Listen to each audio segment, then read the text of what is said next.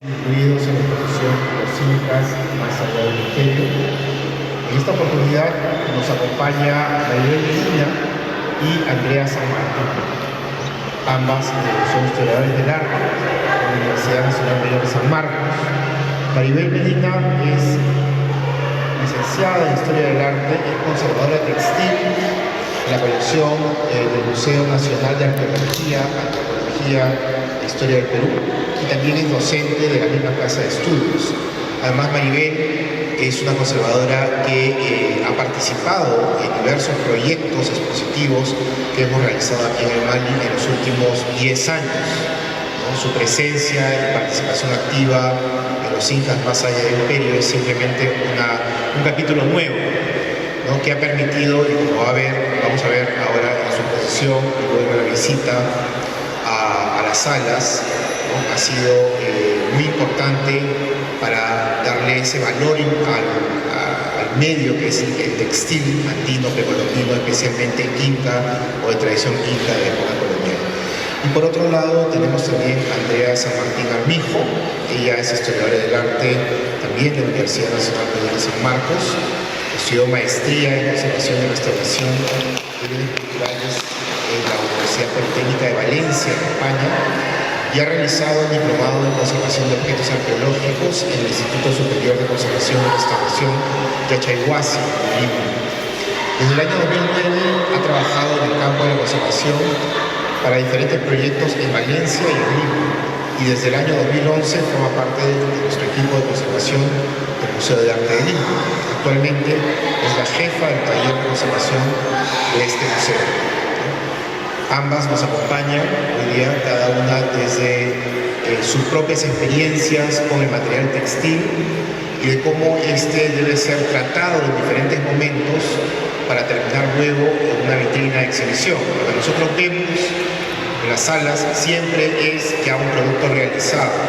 Detrás de ello hay una serie de decisiones, hay una serie de procedimientos, hay una serie de consideraciones técnicas de conservación, de restauración, ¿no? Que involucra mucha responsabilidad, ¿no? Y el manejo adecuado de este tipo de materiales.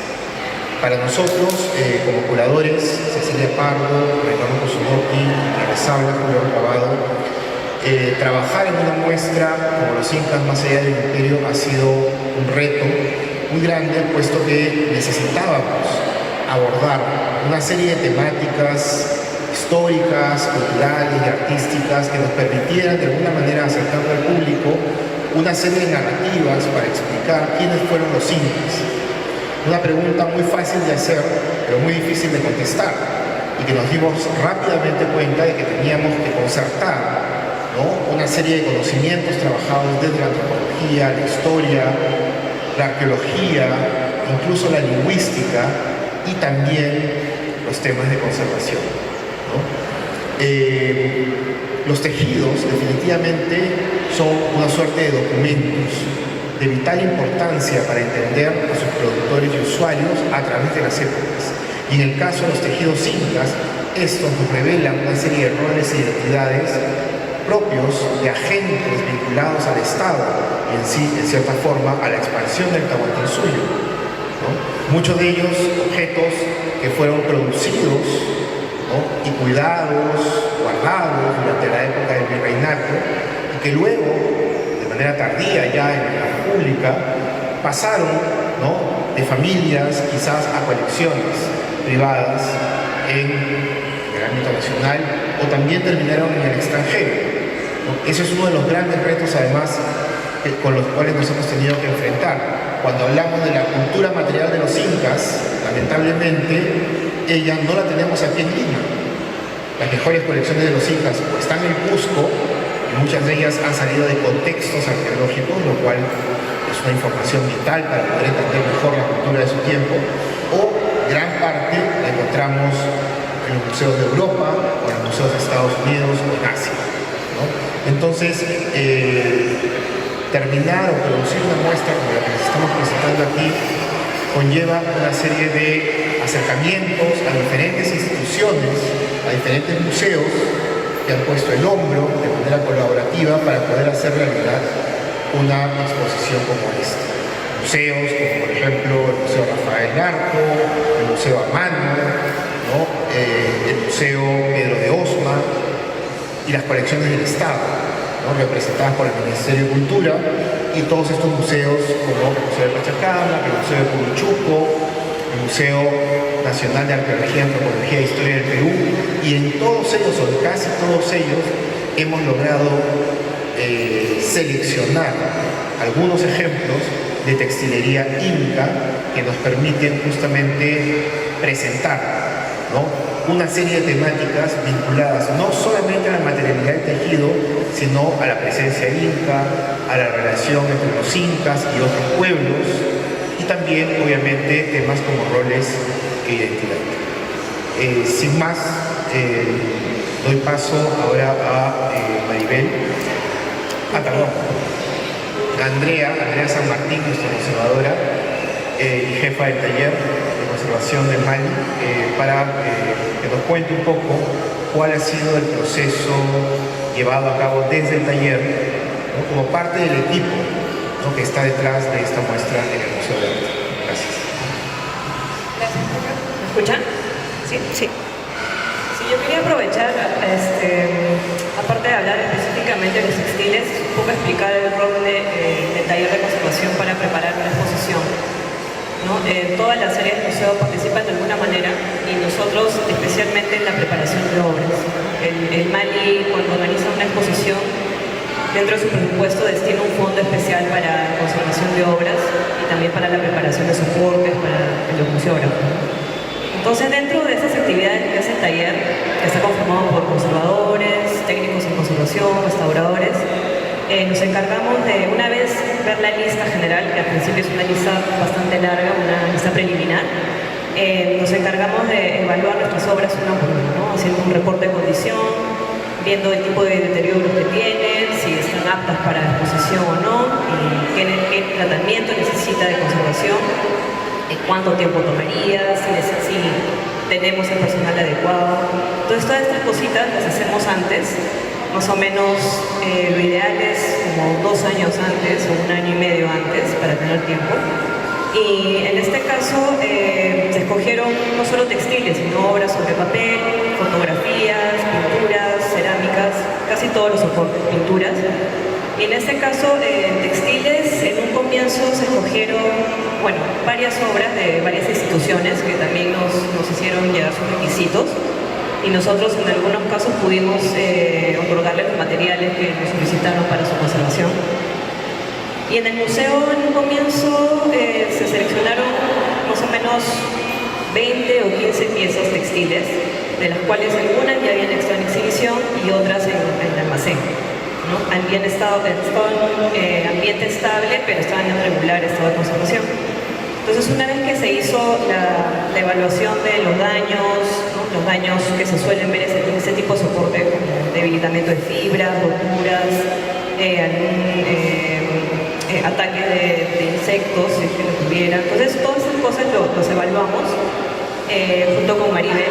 Nosotros en el museo no tenemos una conservadora textil dentro del equipo, entonces trabajamos siempre con Maribel, que, como lo dijo Julio, ha trabajado con nosotros en distintos proyectos, como en la exposición IPUS, Nazca, y bueno, y ha trabajado casi en la mayoría de nuestras piezas textiles que las pueden ver en la sala de textiles en el segundo piso. Y una vez ya evaluada cada pieza con su presupuesto y el tiempo que va a tomar, se hizo ya una selección final junto con los curadores y los investigadores asociados a este proyecto, y quedaron, si no me equivoco, 10 textiles más o menos de la colección, entre uncus, tocados, chuspas. Y hay sobre todo unas piezas que han sido más complejas que otras necesitaban tal vez un tratamiento muy específico, algo puntual, y otras sí una conservación más integral que ha sido como más complicado y que ha tomado más tiempo en algunos casos, ¿no? Ya Maribel les contará mejor. El trabajo, la selección se hizo alrededor del 2021, el trabajo ya con las piezas seleccionadas arrancó en el 2022, o sea, casi un mes antes de la muestra, hasta abril más o menos. Y luego Durante este proceso también hubo una conversación con otra área muy importante para esta exposición, que es con el museógrafo, ¿no? Con los curadores. Es decir, cómo pueden ir expuestas esas piezas, ¿no?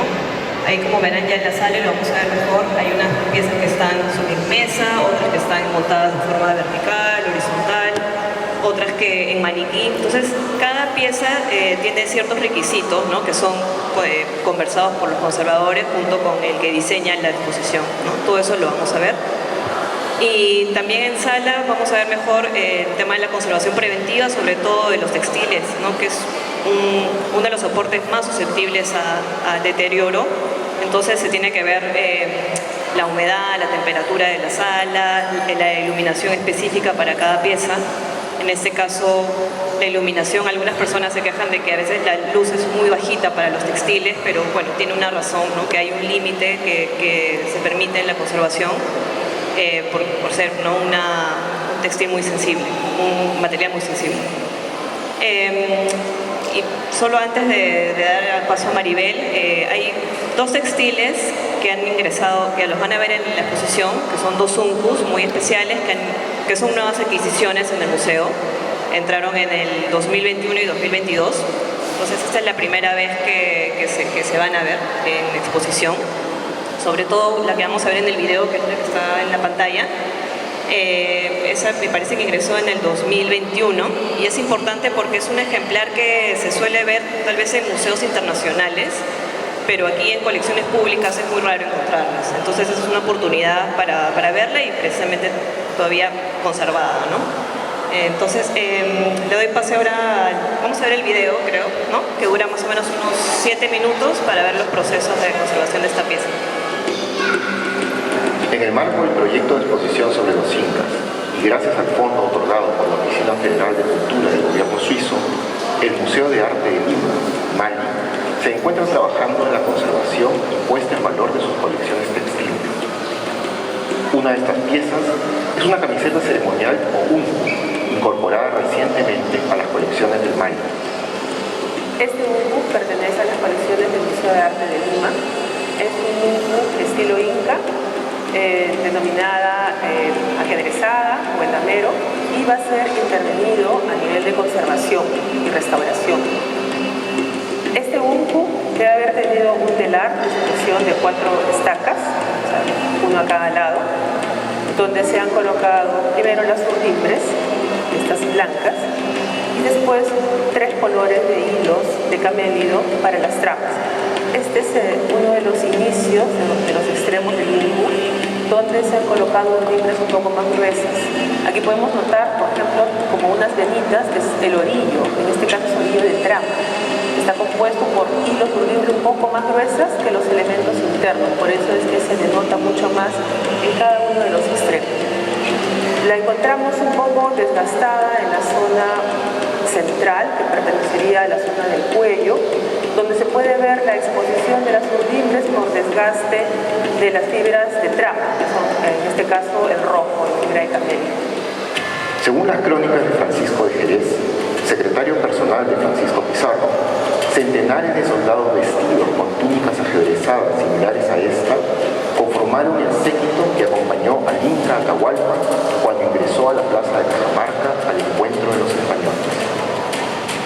En tiempo de los incas, los tejidos finos o cumbis eran producidos por tejedores encargados de fabricar las exquisitas prendas del gran señor de los 4 surcos, los regalos especiales para los líderes de los pueblos conquistados, así como también los vistosos uncus para la milicia. Este tipo de diseño también se reprodujo en miniaturas textiles, las que vestían las pequeñas figurinas metálicas que eran depositadas junto a los cuerpos de los infantes sacrificados como parte de los rituales conocidos como capa coche.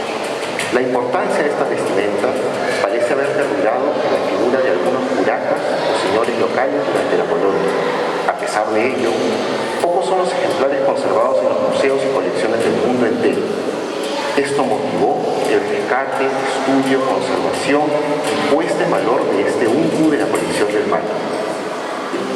Este segundo proceso se tiende a liberar de ese montaje antiguo al ungu a la hora de haber haberlo liberado, se ha podido observar que ya sin las telas de soporte anterior, el tejido tiene todas estas faltantes o lagunas como se ve aquí.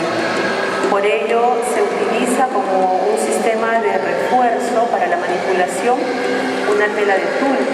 Esta se coloca debajo y encima y se hace puntadas largas de sujeción para poder atrapar el tejido entre estos dos tules, y así el siguiente proceso, que va a ser la limpieza, ¿no? Vamos a poder manipularlo mejor enrollando y desenrollando.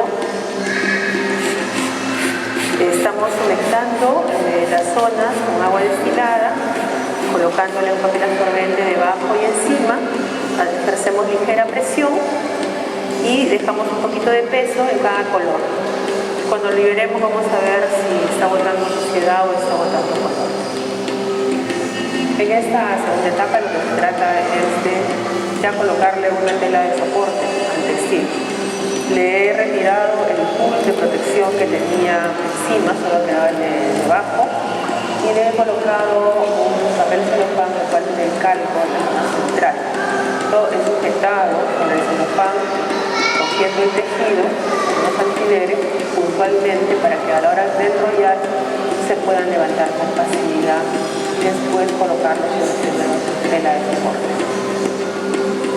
En este caso se han hecho varias pruebas con respecto al tono central, sobre todo, ¿no? Entonces se ha tenido sobre 3 tipos de telas, y en el caso de los beige, la misma tela de base fue la que se ha ensuciado con un poco de amarillo y marrón para lograr colocarlo en las zonas que tienen las aberturas, ¿no?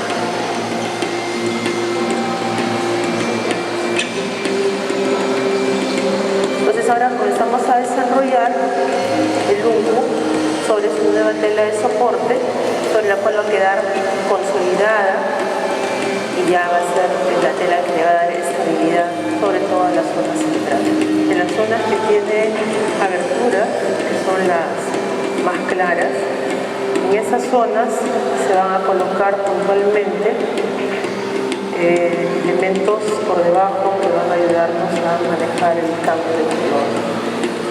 Y así en cada lugar que tenga abertura vamos a colocar una tela de fondo y podemos observar cómo ya el color no interrumpe. Cuando el tejido está húmedo se puede aprovechar para devolverle su forma casi original o como fue originalmente. A eso le denominamos cuadratura de tejido. Como se vuelve flexible, las fibras, ¿no?, están humectadas, permiten extenderlas manualmente, se hace este proceso. Muchas veces cuando los tejidos presentan arrugas o presentan dobleces muy marcados, con la humectación nos ayudamos a poder extender, borrar esas arrugas y finalmente va a secar en esta posición ante el pie. Esta es la etapa final del proceso de conservación-restauración de este nungu de estilo Inca, donde cada uno de sus elementos estructurales, mulimbre y trama, han sido consolidados o cosidos con hilos de seda sobre el nuevo soporte. Y por la parte posterior se ha colocado una tela de cierre para poder utilizarla ya en la próxima exhibición en el Museo de Arte del Lima.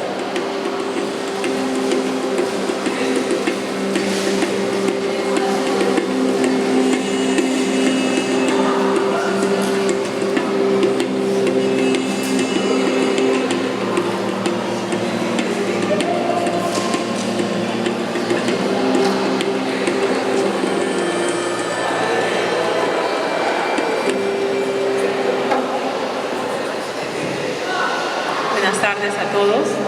Vamos a ver 2 mungus que también están en la muestra, un poco mostrar los procesos un poco estandarizados que se manejan en nuestro territorio con este material textil.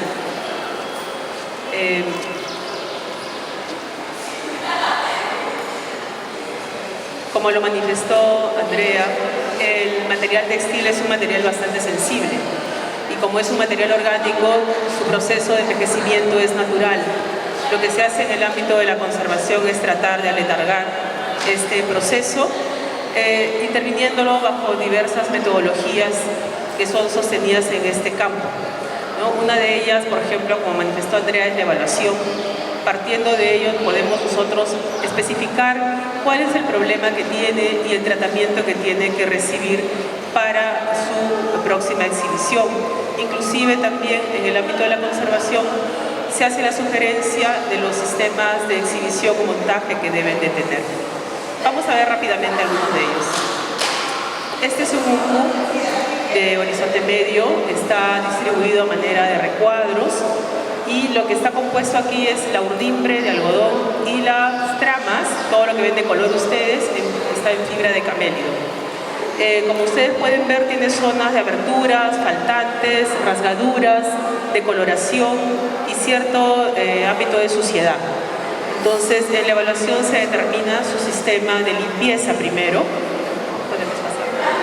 donde las zonas que son más frágiles se tiende a colocar este tul como un soporte para poder realizar una mejor manipulación del tejido.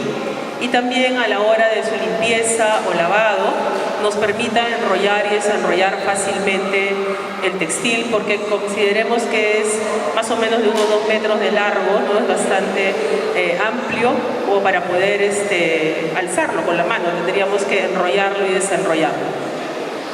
Lo vemos ahí en mesa, hemos preparado ya la tela de soporte, como vieron en el video anterior. La tela de soporte lo que tratamos de hacer es acercarnos al color de la pieza para que se mimetice a la hora de hacer la consolidación.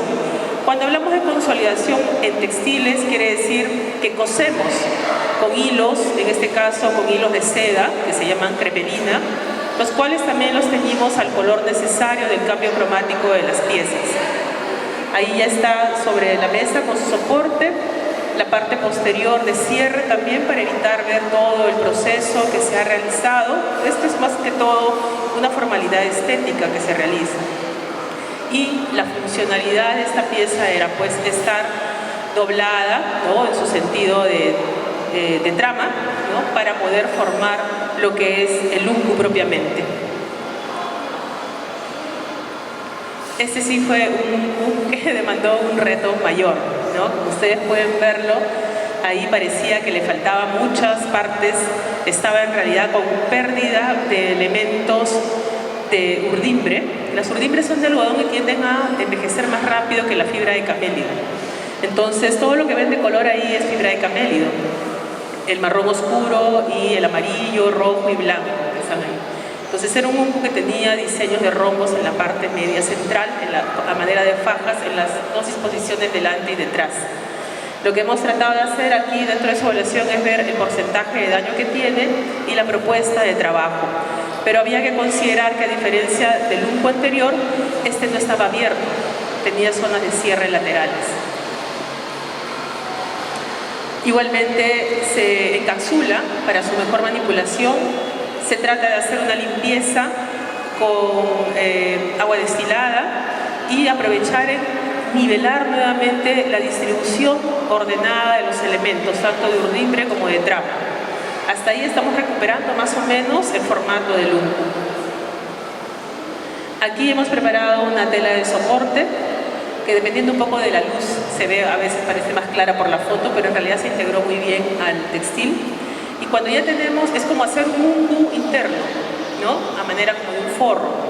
Se coloca por dentro y un elemento en el medio para poder movilizarlo de ambos lados. Recuerden que tiene dos caras y tenemos que coser por ambas caras.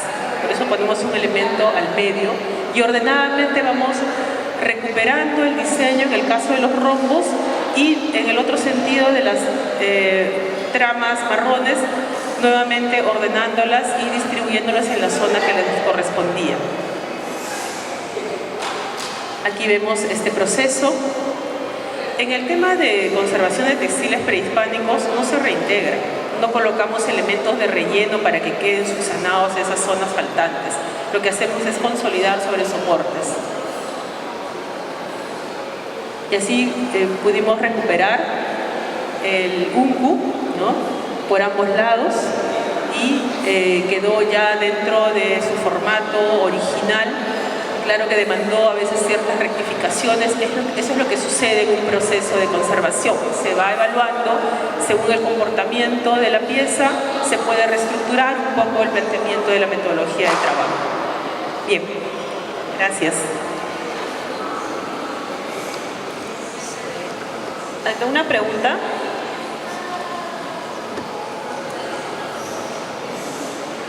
Si no hay ninguna pregunta, entonces los invitamos a participar de la segunda parte de este evento, que es la visita a las salas de los indios más allá del imperio. La visita va a estar enfocada principalmente en los textiles. Nos vamos a pasear por la sala 1 y la sala 3, ¿no? La sala de los incas del Tahuantinsuyo y la sala de incas coloniales, observando las diferentes piezas y temáticas, pero siempre pensando justamente en la participación de los textiles en diferentes secciones de la muestra. ¿Sí? Ahí nos vemos. Gracias.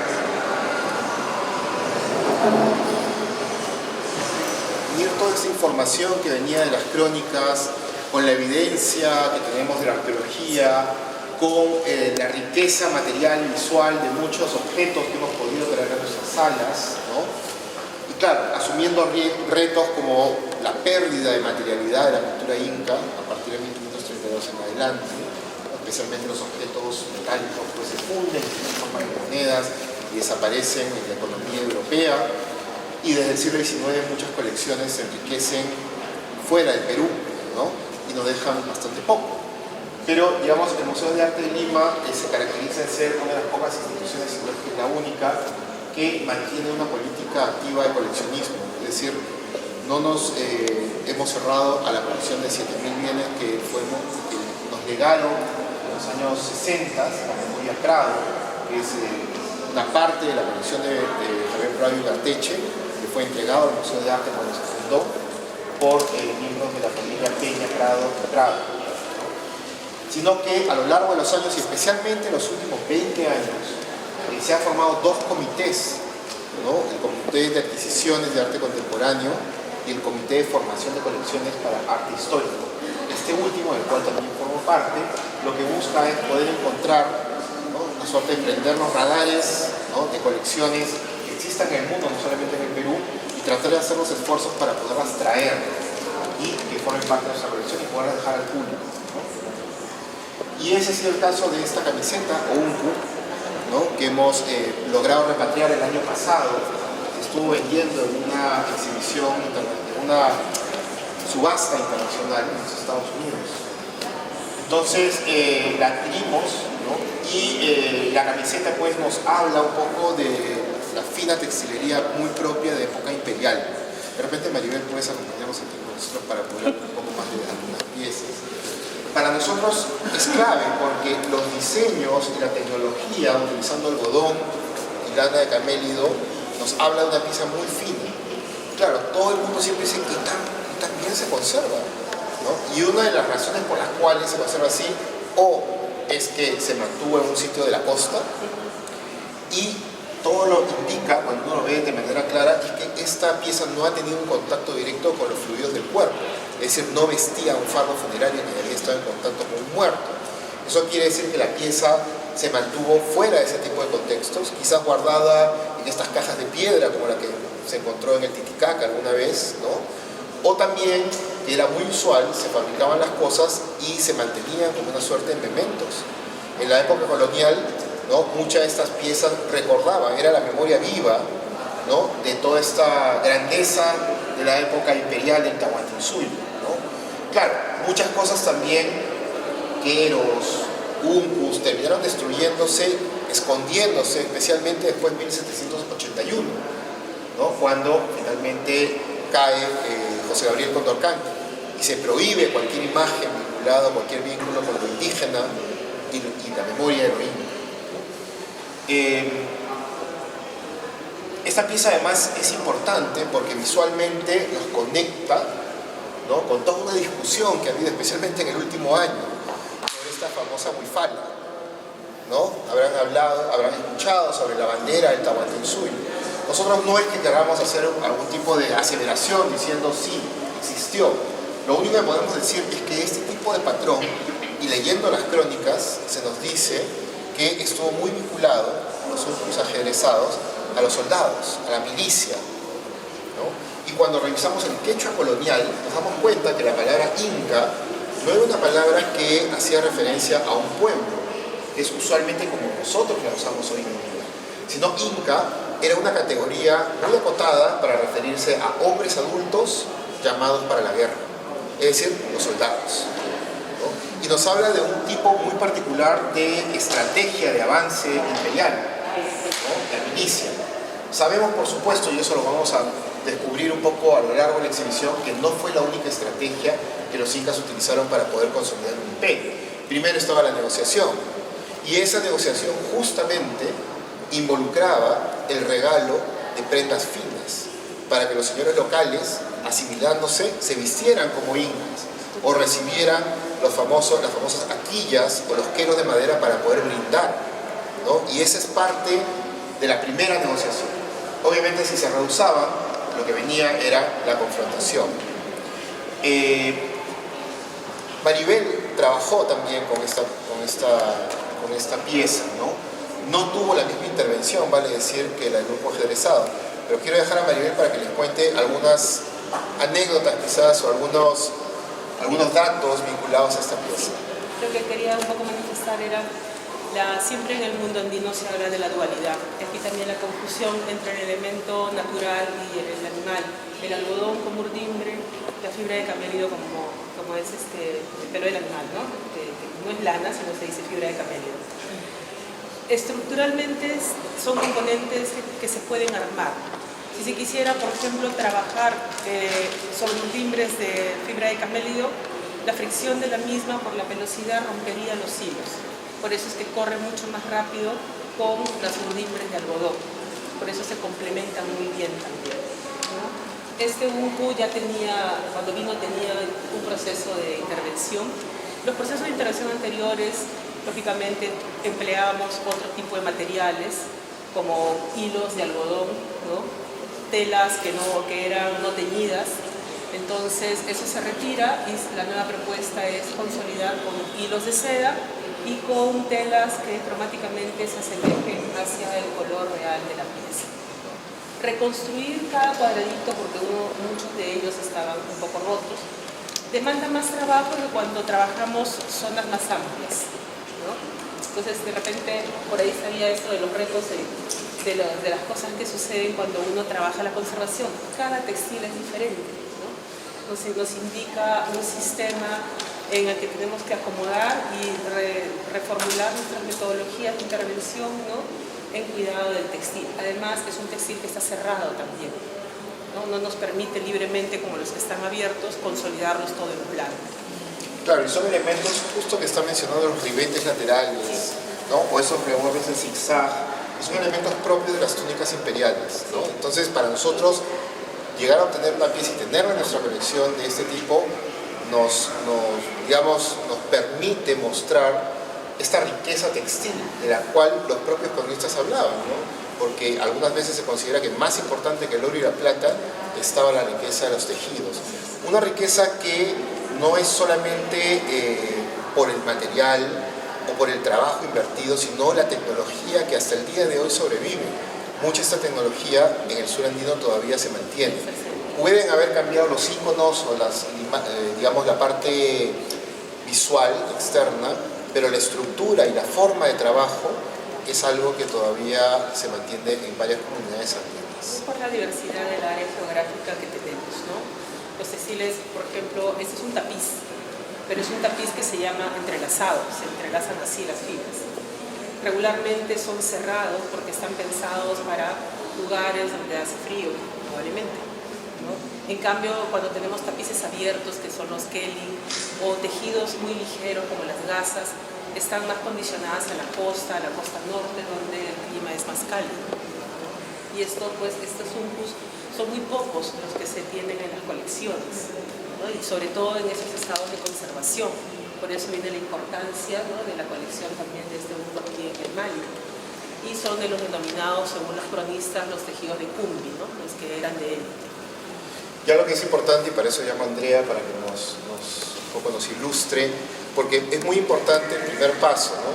bueno, la parte curatorial, la selección de la obra por su contenido y significado, un segundo momento, ¿no?, de la mano de la conservadora para poder presentar esto y digamos que el objeto esté totalmente presentable, pero la última fase es la museografía y montaje, para lo cual intervienen una serie de factores, como mencionó Andrea, la conservación, la luz, pero también un poco cómo mostrarlo, ¿no? Y aquí ella les va a poder hablar un poco de las decisiones que se tuvieron que tomar para esta pieza específicamente. Sí,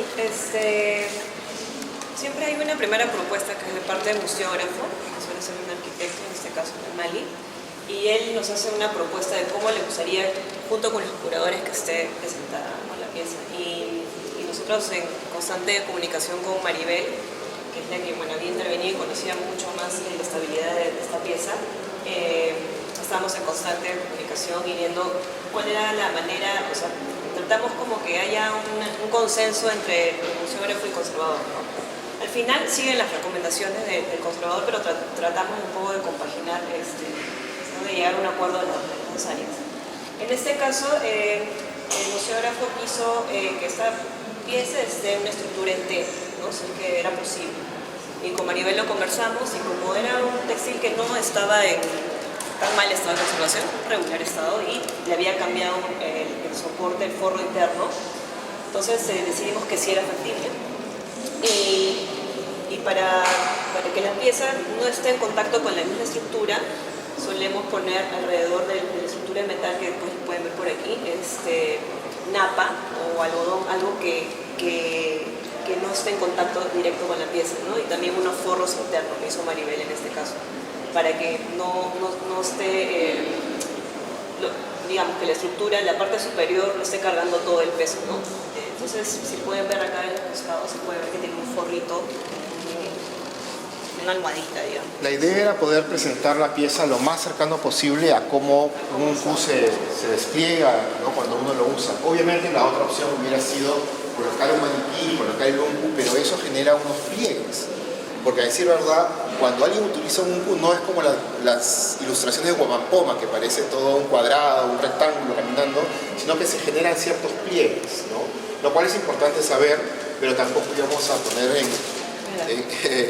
la pieza en riesgo de alguna forma, pero creemos que de esta manera definitivamente nos acerca un poco más a cómo ver la pieza. Ahora, lo cierto es que no todas podemos colocarlas así, especialmente como vamos a ver aquellas piezas que vienen de colecciones, varias de ellas de museos del Estado, nos piden, ¿no?, por ley, que esté, bueno, ahora las vamos a ver, ahora ¿no?, vamos a ver. que estén de forma horizontal, ¿no? No pueden ser en forma vertical. Ahora, ¿por qué empezamos también con esta pieza? ¿No? Esta pieza nos permite abrir una discusión, que es la discusión paraguas, digamos, de toda la exhibición, sobre la imagen de lo inca, ¿no? Y en este caso, al lado de la pieza colocamos un póster de 1960 mandado a hacer a Camilo Blas por parte del Ministerio de Educación Pública. Y lo que vemos en el póster es la prototípica imagen de un inca cuando se nos dice, por ejemplo, Pachacute, Tupac Yupanqui o Huayna Capac, siempre vamos a pensar en un personaje como ese.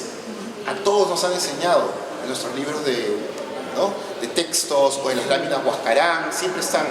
Y lo que sabemos hoy en día es que ese tipo de imágenes es el resultado de una ficción visual creada recién en época del virreinato, ¿no?, que se terminó consolidando en estas pinturas de genealogías o en estas imágenes de los incas en varias de las iglesias del sur andino. No existe ningún tipo, a la fecha que se haya encontrado, ningún tipo de evidencia visual de retratos o autorretratos de los incas producidos por ellos mismos en época prehispánica, ¿no? Y es ese legado pictórico el que ha sobrevivido hasta el día de hoy y mantiene en nosotros esta conexión visual con esa imagen. Pero que es curioso, porque no existen ni siquiera los cuerpos, es bien irónico, no tenemos ningún cuerpo de inca. No todas las momias fueron quemadas o destruidas. Y lo curioso es que cada vez que aparece uno de estos unkus, que son las vestimentas típicas de este tipo de personajes, pues vemos, contrastamos y es lo más distante posible. Es decir, no hay un correlato de precisión. Y es que toda esta imagen de lo inca, de alguna forma, ha sido pensado y ha respondido a una necesidad, ¿no?, de cimentar la construcción de la nación peruana, ¿no?, moderna, en pleno siglo XX, post-indigenismo, sobre la base de la idea de una sociedad con fuerza, ¿no? Poderosa, rica, llena de oro. Es por eso que todas estas imágenes siempre van a tener una suerte de sol en el pecho, ¿no? Un sol que parece más de estilo tihuanaco que inca, o con estas rodilleras con cara de león, que no existieron nunca aquí, que son más de influencia grecolatina, ¿no? Y unos tejidos coloridos que verdaderamente no son, digamos, muy precisos con respecto a las prendas originales. Los invitamos a seguir por acá. Los incas retoman de los wari una serie de avances tecnológicos y prácticas culturales, entre ellas, por ejemplo, brindar, ¿no? De manera ceremonial con estos vasos. Y los incas son los que le terminan llamando quero cuando el vaso es de madera, o aquilla cuando es de plata o de oro, ¿no? Pero no es lo único, ¿no?, que los incas van a tomar de los wari. Sabemos hoy día, por ejemplo, que la lengua es otro elemento importantísimo. El quechua es un desarrollo básicamente wari. Y los wari estuvieron justamente en el Cusco hasta el año 1000. Empezaron a construir Piquillacta y lo abandonan, construyen Huaro, estuvieron en Escultupampa, se encontró una gran tumba de un señor wari en ese momento, y hacia el año 1000, cuando se retraen o cuando dejan el Cusco, habían implantado ya el quechua, habían implantado el uso de los queros, la tecnología del tapiz, por ejemplo, que hablaba Maribel, ¿no?, que se desarrolla en el Horizonte Medio, luego retomado por los incas. Y es ahí que nos permite hablar justamente de esa pieza de nuestra colección. La encontramos entre varias cosas, porque eso es una de las cosas que sucede cuando hacemos una curaduría aquí en el Mali. Pasó con Chavín, con Moche y sus vecinos, con Nazca, que nos plantea una revisión de todas las colecciones que tenemos antes de poder pedir préstamos de otros museos, ¿no? Y ahí viendo, encontré esta pieza de aquí. Una pieza que no habíamos estudiado mucho, que había salido un poco del radar, que no le habíamos dado mucha atención en los años, ¿no? Y a mí me llamó la atención, pues, tener esta distribución de cuadrados, ¿no? Y le pregunto a Maribel, ¿y esta pieza, ¿no?, tecnológicamente qué es? Cuéntame un poco, porque yo no soy especialista en tejido. Y ella me dice, es una pieza de horizonte medio. Pues. Es horizonte medio. Y claro, hice algunas conexiones y la distribución de escaques o cuadrados se asemeja a esta figura, que es la de un guerrero wari, hallado en el sitio de Conchopata, que es uno de los grandes sitios cerca de Huari, la capital del imperio, en Ayacucho mismo, que muestra justamente la imagen de perfil de un guerrero, vestido justamente con una túnica o uncu, ajedrezado o de cuadrados, ¿no?, con su tocado, con una porra, con un escudo, con cabezas que parecen de felino, de camélido, típico wari, ¿no?, y sobre lo que algunos dicen que es una suerte de balsa de totora, ¿no? Eso está en discusión, pero lo que no tiene discusión es justamente ese tipo de vestimenta que lo tenemos aquí, ¿no? Y además, algo que era muy interesante, que la pechera, o lo que acá estamos mostrando como pechera, es casi de la misma tonalidad rojo, ¿no?, que la que vemos en varios de los uncus incas, que es un color que por las crónicas sabemos que está vinculado con la nobleza del Cusco, ¿no? No sé, Maribel, si quisieras mencionar algunas cosas más sobre esta pieza. Sí, lo que he visto la particularidad de los wari es que siempre como que rompen el canon distributivo de color. Como ustedes ven, el paño marrón es el único sector donde lo presenta. Al otro lado no, la distribución varía entre los ocres y el rojo. Entonces, a veces he visto uncus que tienen un color diverso, ¿no?, pero estandarizado, y de repente colocan un color celeste o un fucsia nada más en un pedacito. Entonces tienen esta particularidad, y en este uncu lo pudimos ver así. Inclusive todo el tema del paño marrón es marrón totalmente, ¿no?, sino se insertan otros elementos de trama que originan el cambio de color. Y bueno, decidimos con la museografía, ¿no?, poder presentar este y otros tejidos justamente en estos planos inclinados, ¿no? Fue una decisión curatorial y museográfica, ¿no? Es la primera vez que usamos verdaderamente este tipo de estructuras, pero creemos que funciona porque de alguna manera presenta el uncu no completamente horizontal, sino ligeramente, ¿no?, inclinado y a una altura prudencial. Andrea. Sí, no, y acá es solo para añadir que nuevamente no siempre ponemos en el soporte, no por esa forrado con una tela gris, tratamos siempre de que las piezas nunca estén en contacto con el soporte. Claro, que es la tela que es utilizada justamente para este fondo, que no se ve muy, o sea, uno tiene que acercarte, ¿no? Para saber que existe esa tela de soporte. Y quería añadir otra cosa, ahora que hemos entrado en la sala, aparte de la iluminación que verán, que es especial para los textiles, que son 50 luces máximo, y la humedad y la temperatura. La humedad tiene que estar más o menos entre 50 y 55, la humedad relativa, y la temperatura entre 18 y 20. Eso es lo que uno se maneja cuando tenemos soportes como los textiles. Claro, pero es todo un reto, porque si se dan cuenta, en una misma sala hay diferentes soportes. O sea, tengo tejido junto a cerámica, y la pieza que tenemos ahí es de la colección del Museo a Mano, que gentilmente nos ha prestado. Esa pieza Wally del medio, que es un señor que además nos permite ver cómo se mostraban, o cómo se representa al señor Wally mostrándose con sus vestimentas, ¿no? Un gorrito típico de 4 puntas y un unku con decoración en bandas verticales de una túnica, ¿no? Con motivos geométricos, ¿no? Pero claro, al lado, entonces tenemos que tener un bañador, uno para cada pieza, uno para cada. Entonces, miren, si ustedes levantan la cabeza, que muy pocas veces miramos al techo, miren al techo y comiencen a contar cuántas luces hay. Entonces es una logística que hay que tomar en consideración, especialmente cuando hay este tipo de material sensible, ¿no? Ahora, los Wally dejaron su lengua, ¿no? El uso de los vasos, la textilería, algunos hablan del guariñán hoy día, por ejemplo, del sistema de caminos, algunos elementos arquitectónicos también, y quizás la herramienta más importante, retomada por los incas para el control de carácter imperial o estatal, justamente fueron los quipus, ¿no? Los quipus hechos con también de algodón y lana de fibra de camélido, ¿no? Que son estas cuerdas retorcidas y anudadas, ¿no? Hoy en día no sabemos todavía cómo se decodifican este tipo de quipus Wally, pero los conocemos bastante bien para los del estilo inca, ya que fueron utilizados en época de la colonia, ¿no? Y, bueno, hay más de 100 años de estudio, ¿no? Y una gran cantidad de equipos, más de 1000, que permiten de alguna manera conocer el uso de ese tipo de herramientas, ¿no? Cuando vamos a esta sección, ¿no? Que es la introducción hacia el resto de la sala, ¿no? Aquí es donde tenemos brevemente una parada para hablar y reflexionar sobre el Tahuantinsuyo, ¿no? Cuando yo menciono, cuando ustedes leen o escuchan la palabra Tahuantinsuyo, ¿qué es lo primero que se les viene a la mente? Eso, del imperio no, eso, un mapa, ¿no? Un mapa como si fuera una nación o un país. Y lo cierto es que no tenemos ningún documento que nos diga que los incas pensaron su Tahuantinsuyo de esa manera. La única manera de hacer este mapa, ¿no? Es básicamente a través de la cartografía occidental. Y eso ocurre principalmente en la cartografía moderna del siglo XIX en adelante, ¿no? Y básicamente el contorno lo que muestra es, por un lado, obviamente, la vertiente o los límites del litoral pacífico, y por el otro lado los límites de los Andes, con excepción de algunas entradas que son estas hipótesis de avance de los incas hacia lo que es la Amazonía, ¿no?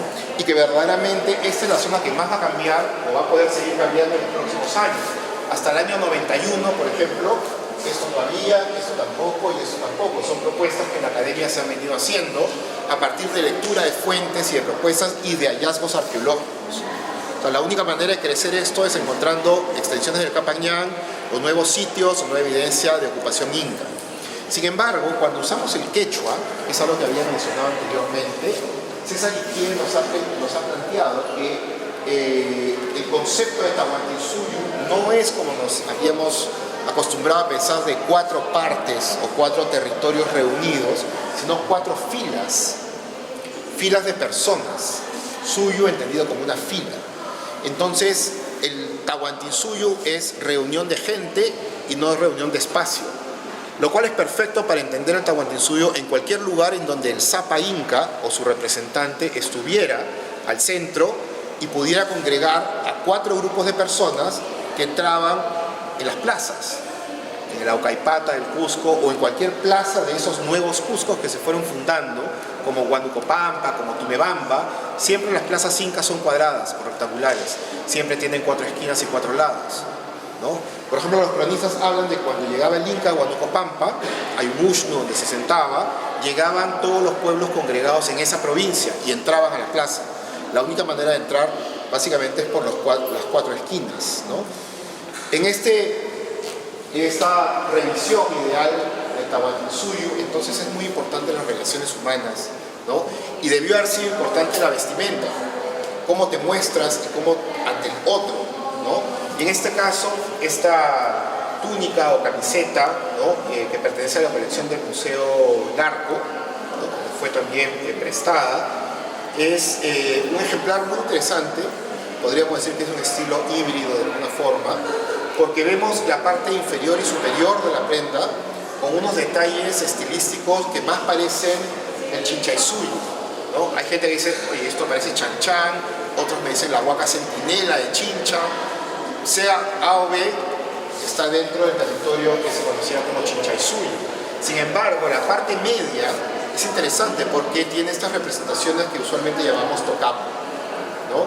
Que se afilia mucho más a lo que es el gobierno central en el Cusco, ¿no? Lo interesante es que incluso dentro de los tocapos se han infiltrado algunos diseños que parecen también medios norteños, ¿no? Estos de acá, por ejemplo, que parecen monos o felinos de cola larga y estas aves de dos cabezas, ¿no? Cualquiera sea el caso, entonces quien vistiera de esto, pues parecería, pues, o sea, mostraría su filiación doble, ¿no? Por un lado, una filiación local y por otro, vinculado a Cusco. ¿Habías visto esto? No la había visto. No, nadie la había visto. Recién, 2 meses antes de abrir nuestra muestra, la directora del Museo del Largo nos llama y me dice, Julio, tenemos esta pieza que hemos mandado a restaurar, pero recién la hemos encontrado. Estaba en los gavetes, guardadas por decenas de años.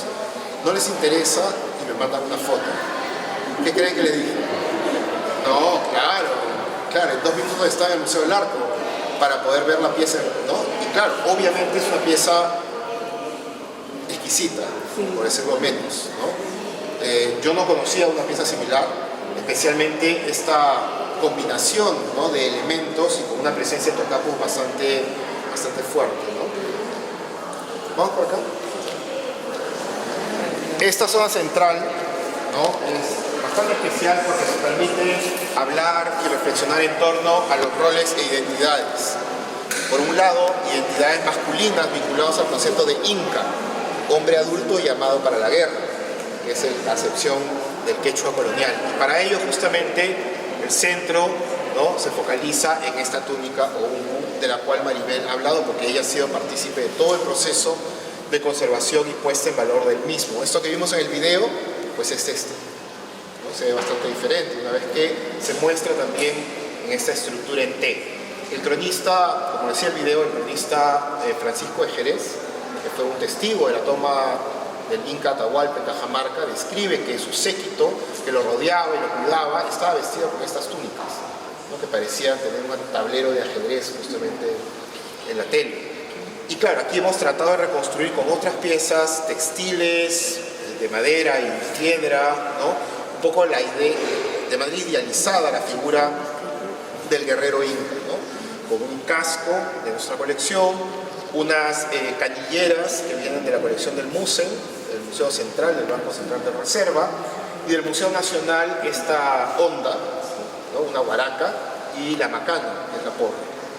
Y también algunas piezas metálicas que de alguna manera acompañan todo este ajuar ideal, ¿no? En donde tenemos, por ejemplo, ese disco circular que es la tincurpa, que aparece en varias representaciones de Huamampoma. Para eso lo hemos usado, ¿no?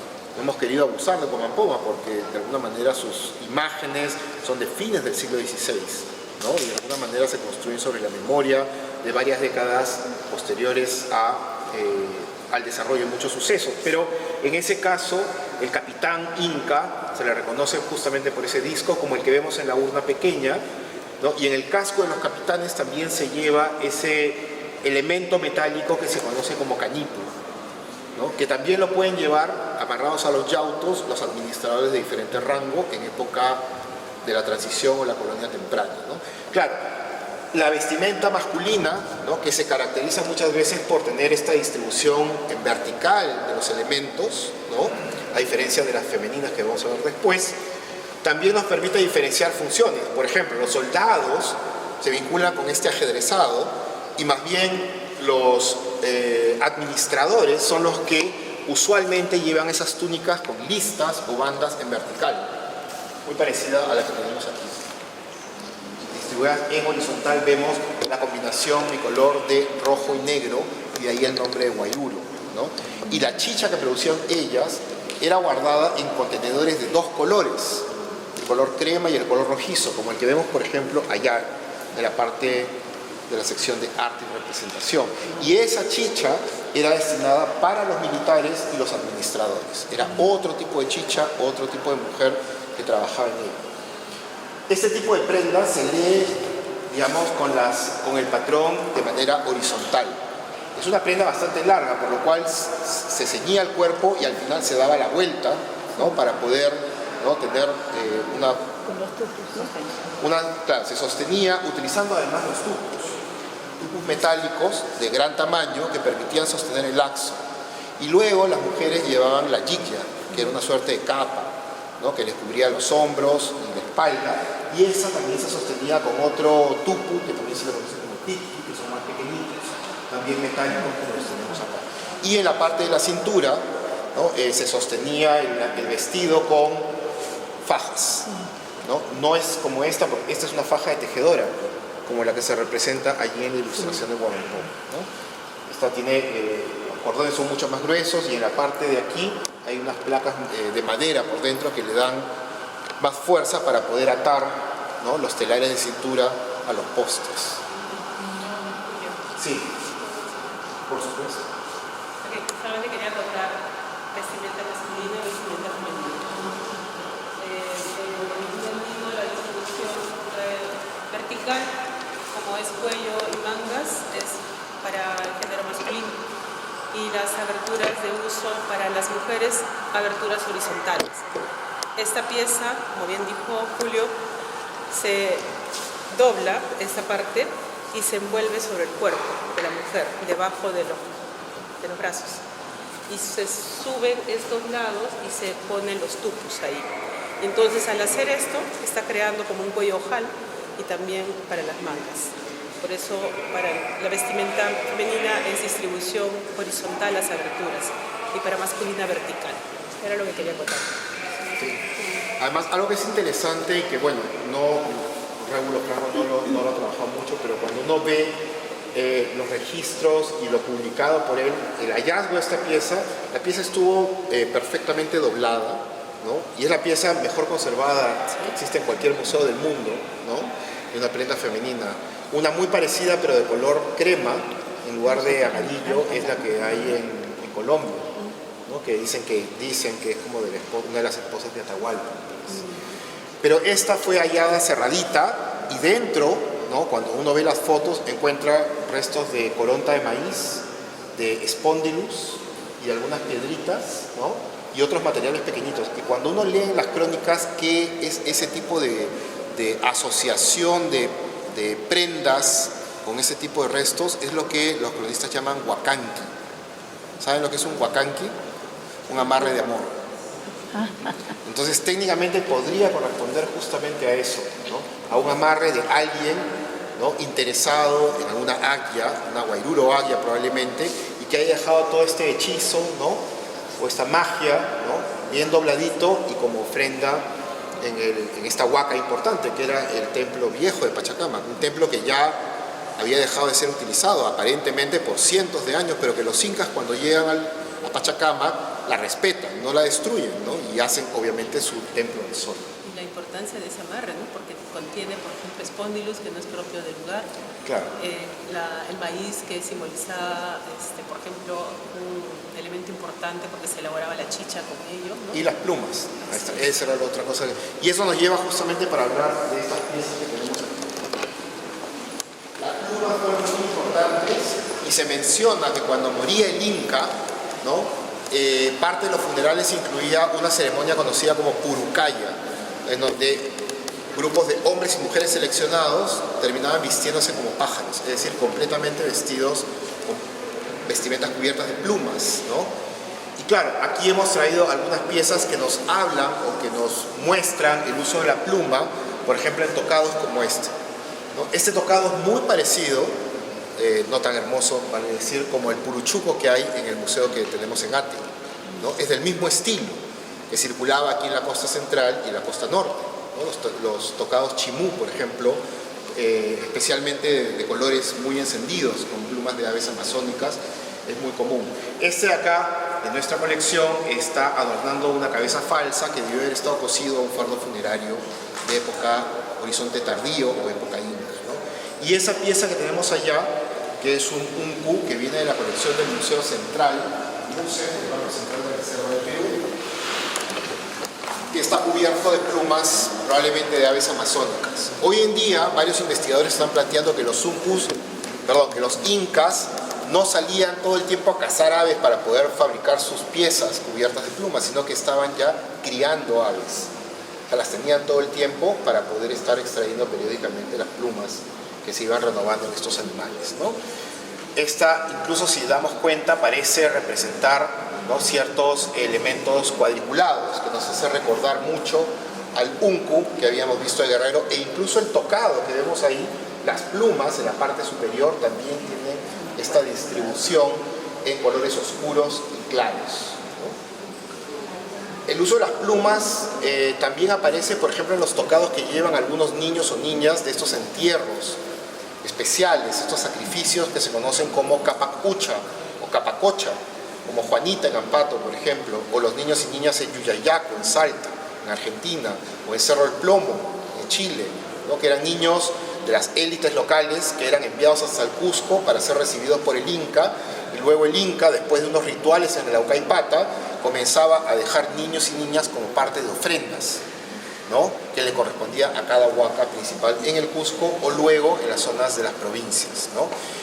Muchos de estos niños o niñas llevaban justamente tocados de plumas que se representan en miniatura también, porque junto a los cuerpos de estos niños y niñas se dejaban figuritas.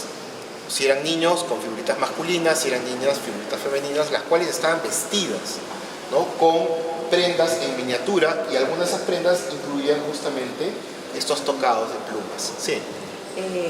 ¿Eran niñas que llevaban los cuerpos de niños que ya habían fallecido o eran sacrificados? Eran niños o niñas que llegaban vivos hasta el Cusco, ¿no?, y luego hacían esta suerte de rituales, y luego, conforme correspondía, se iban haciendo sacrificios en Cusco. Cuando terminaban en Cusco, el Inca enviaba a los sacerdotes para que vayan a las huacas principales llevando a estos niños vivos, ¿no?, y regresaban a su pueblo de origen y aparentemente ahí festejaban, y después del festejo es que se hacían los sacrificios. Ahora, aparecen estos entierros con estas figurillas, a veces aparecen solo las figurillas, ¿no? Por ejemplo, en Pachacamac hay 3 figurillas de hombres, en Tucumí hay una de mujer, en la Huaca de la Luna hay otra de mujer, y así aparecen en diversos lugares del Tahuantinsuyo. Y claro, cuando uno encuentra esa figurilla es señal de que los incas han estado ahí presentes, ¿no? Pero ya no hay restos de los niños. Es que no en todos los casos se hacía el sacrificio, aparentemente, sino simplemente se dejaba la ofrenda, digamos, ¿no? Vamos hacia el otro lado. Esta pieza es un uncu de Puruchuco, ¿no? Es un uncu hallado en el sitio de Puruchuco, aquí en Ate, y esta de aquí es parte de nuestra colección, ¿no? Ambas han sido identificadas como de la costa central, cada una con sus propias particularidades, ¿no?, y elementos.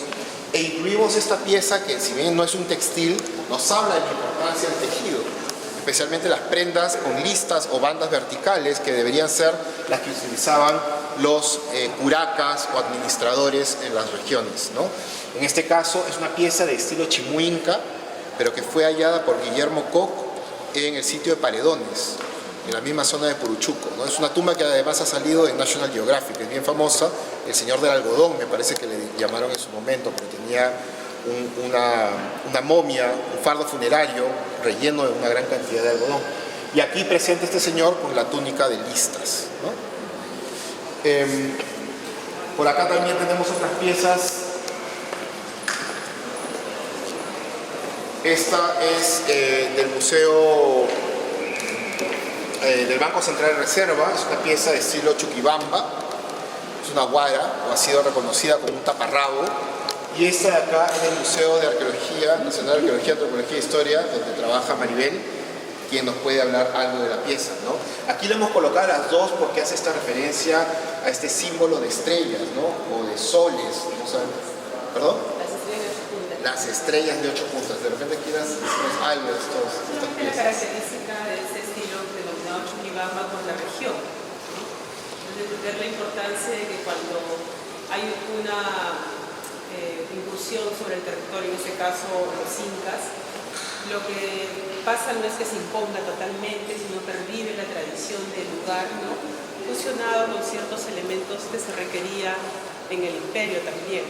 Y el resultado son estas piezas justamente con una iconografía propia del lugar que no se ve en otros sitios.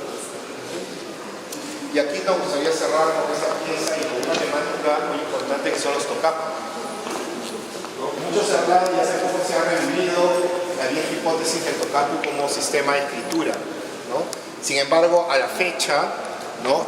Las hipótesis más creíbles o contrastables es la idea de como símbolo heráldico, ¿no? Son conceptos visuales que pueden referirse a una persona, de repente una familia, una panaca, un lugar, una provincia, pero no está, no está estructurado como si fuera una suerte de escritura, ¿no? Muy pocos han sido estudiados, la verdad, ¿no? Uno de ellos fue presentado hace varios años como el tocapu del mes de agosto, no sé si lo habrán escuchado. Aquí lo tuvimos a José Luis Pino, egresado de San Marcos y profesor actual en la UTEC, ¿no? Quien encontró e hizo unas correlaciones entre la iconografía de diferentes soportes, como son los tejidos, los queros, las imágenes en Guamampoma y la arquitectura, y llegó a la conclusión de que el tocapu Kasana, que son los 4 cuadrados concéntricos, estaría representando el mes de agosto, ¿no? Que a descripción de Guamampoma es el mes que está vinculado con el cultivo de los maíces y es el mes más próspero o más fértil de todo el año agrícola andino. Así es como se lo contó al rey de España en su carta, ¿no? En el caso que vemos acá, este tocapu es el más popular, es decir, el más abundante en cualquier tipo de medio de representación, ¿no? Está aquí, por ejemplo, y está acá en la parte superior de este par de queros, ¿no? Es el mismo tocapu, y una variante del mismo es el que está allá, en los paneles de la vasija, ¿no? Todo este juego de aquí también es parte de la colección del Museo Nacional de Arqueología, Antropología e Historia del Perú, ¿no? Que gentilmente también nos han prestado las piezas. Solo como anécdota, porque siempre es interesante a veces mencionarlo, ¿no? Este tocapu ha sido descrito hace muchos años por John Rowe, que fue un antropólogo que trabajó en el Perú, ¿no? Hizo muchos trabajos de antropología y parte de arqueología, y lo llamó el tocapu llave, o Inca Key en inglés, ¿no? Básicamente porque a él y a sus compañeros de trabajo le parecía una llave inglesa, ¿no? Hoy en día ya se está dejando de lado ese tipo de nomenclaturas, pero hay gente que ahora le llama el tocapu la serpiente bicéfala, porque le parece ver en ese elemento central una serpiente de 2 cabezas, en donde los puntitos serían, ¿no?, de manera muy sintética, los ojos de esta doble cabeza, ¿no? Es simplemente para mencionar, ¿no? Claro, no tiene absolutamente nada que ver con el significado real, porque todavía no lo sabemos, ¿no? Quizás tenga relación, pero hay que contrastarlo. Para poder contrastar el significado o llegar al significado de todas estas imágenes, de alguna manera no nos lo va a decir solamente este tipo de representaciones, hay que contrastarlo con otros medios y con otras fuentes, escritas, iconográficas, arqueológicas, ¿no? Y todavía es algo que está en desarrollo, ¿sí? Vamos a la sala, no, al final de esta sala, venga por acá. Así es. Una serie, muchas cosas cambiaron, ¿no?, en la vida cotidiana de los incas, ¿no? Muchos incas se convirtieron al cristianismo, a decir verdad, 4 últimos incas, de Manco Inca hasta Felipe Tupac Amaru, que se resistieron y se resguardaron en Vilcabamba, ¿no? Ya eran incas conversos, ¿no? Vivían en el cristianismo. Mucho del arte que se comienza a producir en estos sitios como Espíritu Pampa, que fue donde se encontró esta vasija rota y quemada como parte del abandono final de Felipe Tupac Amaru días antes de ser capturado, también muestra esos cambios en la cultura visual de los incas, en donde ya comienzan a representar una serie de escenas narrativas como las que vemos en esta vasija. Pero también vamos a ver que hay cambios que se comienzan a dar en los queros, en la cerámica,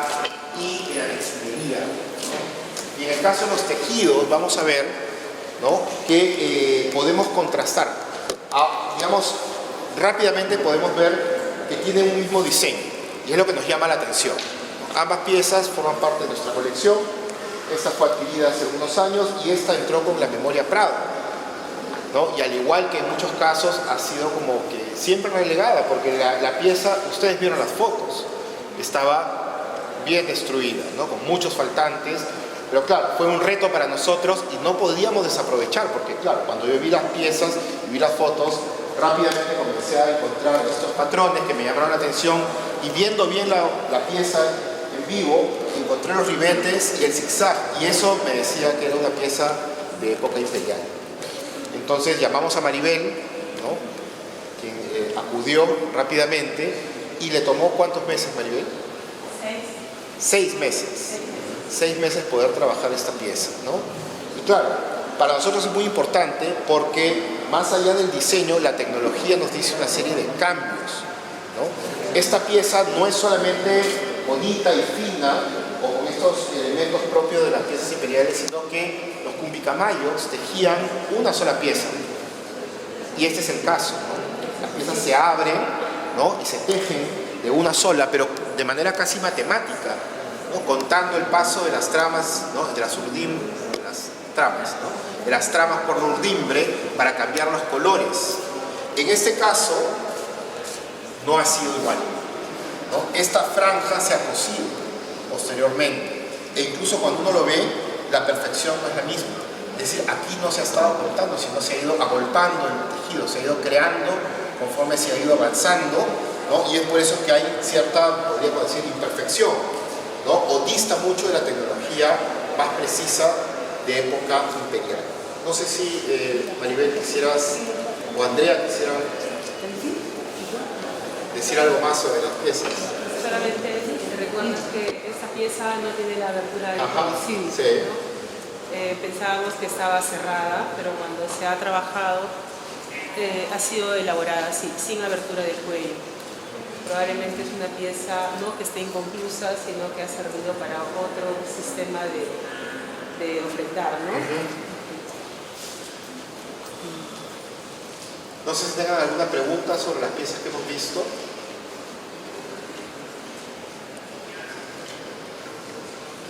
Sí. ¿Esa pieza no ha sido vestida? No, esta de aquí no. Probablemente sí. Sí, porque no está cerrada. Y muchas veces los uncus cuando están cerrados presentan cierto refuerzo a los lados también, o en la parte inferior, ¿no? Este todavía no estaba en ese sistema. ¿Podría haber sido como un manto? No, pero tiene el mismo largo de lo que sería el cuello, todavía no abierto. Es un proto-uncu de repente, si lo quisiéramos llamar de alguna forma. Es que en algunas, por ejemplo, textiles de ofrendas como los paracas, por ejemplo, a veces ha habido piezas inconclusas, ¿no? Entonces podría ser algo así que estuvo todavía en un proceso que no se terminó totalmente, ¿no? Sí, una consulta, en el momento de la intervención y la limpieza, mencionaron que usaron el agua destilada y un poco de presión para ver si retirar el pigmento o la suciedad, ¿no? ¿Solo se utilizó agua destilada después de la prueba o se utilizó algún...? Lo que pasa es que tú haces, se llama la prueba de sangrado, o sea, si el textil tú lo humectas en un sector según la variedad de color y alguno de los colores migra hacia el papel, en este caso, entonces no se puede hacer un lavado de él. Los rojos sobre todo tienden mucho a correrse, ¿no? Depende de la fijación. Entonces, en el caso de este textil no sucedió eso, se pudo encapsular todo en tul y se pudo lavar. Se lava con agua destilada y con un jabón neutro que sirve de removedor, ¿no? Porque es como cuando lavamos nuestras ropas, si lo metemos solo al agua no necesariamente remueve la suciedad, ¿no? Entonces, pero el sistema de lavado, lógicamente, los que manejamos este ámbito de conservación sabemos que se hace todo en sistema horizontal. Por eso es que se utiliza elementos de enrollar y desenrollar, ¿no? Y enjuagar muchas veces, en otro sistema también que es con aplicación en superficie, para que todo este ámbito de lo que se utiliza del jabón neutro salga totalmente, ¿no? nos da dos garantías. Uno, que está limpio el textil, y es muy difícil que un textil limpio tienda a infestarse a nivel microbiológico o a nivel de insectos. Muy bien, bueno, agradecemos su participación, su presencia, así también como la de Andrea San Martín y Maribel Medina. Gracias. Sí.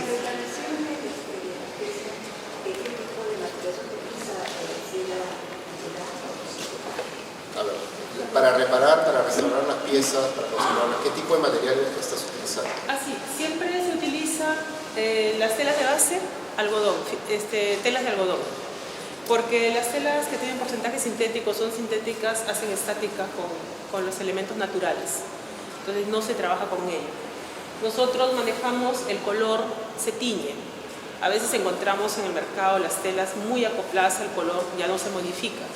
Pero a veces para que no sean las telas de fondo las que llamen más o resalten más, se opacan, ¿no? Se trabaja la tela.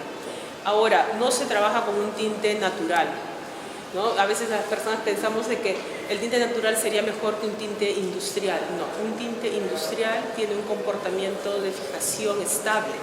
En cambio, un tinte natural puede migrar rápidamente, ¿no? Con las reacciones del medio ambiente inclusive.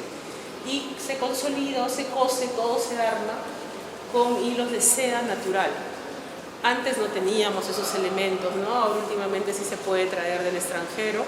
Y también esos hilos en la variedad cromática de los tejidos se tiñen, ¿no? Y se utilizan así. Algo que es importante mencionar también es que el proceso de conservación de los tejidos que forman parte de la muestra fue gracias al apoyo de la Oficina Federal de Cultura del Gobierno Suizo. Todo este proyecto ha sido gracias a la colaboración directa con el gobierno suizo y con la Embajada Suiza en el Perú, que permitió, desarrollar 3 vectores importantes para el proyecto, que era la conservación, la publicación. Tenemos una publicación que salió junto con la exhibición, y el desarrollo de tecnología para poder generar audiovisuales, ¿no? Por ejemplo, que tenemos aquí, que es sobre el quechua y las lenguas del imperio, y otras trabajos, por ejemplo, la maqueta interactiva o tridimensional que planteamos en la sala 3 para hablar sobre arquitectura, paisaje y territorio. Y bueno, el caso de la conservación ha sido vital e importante para poder poner en valor, restaurar varios de las piezas de nuestra colección que forman parte de esta exhibición. Sin más, les agradecemos nuevamente por su participación y los invitamos a regresar cuando puedan. Incas más allá del imperio está hasta el día 26 de noviembre. Todavía tenemos tiempo para regresar y volver a ver con más detalle, ¿no? las piezas y las narrativas de esta exposición. Sí, muchas gracias. Gracias.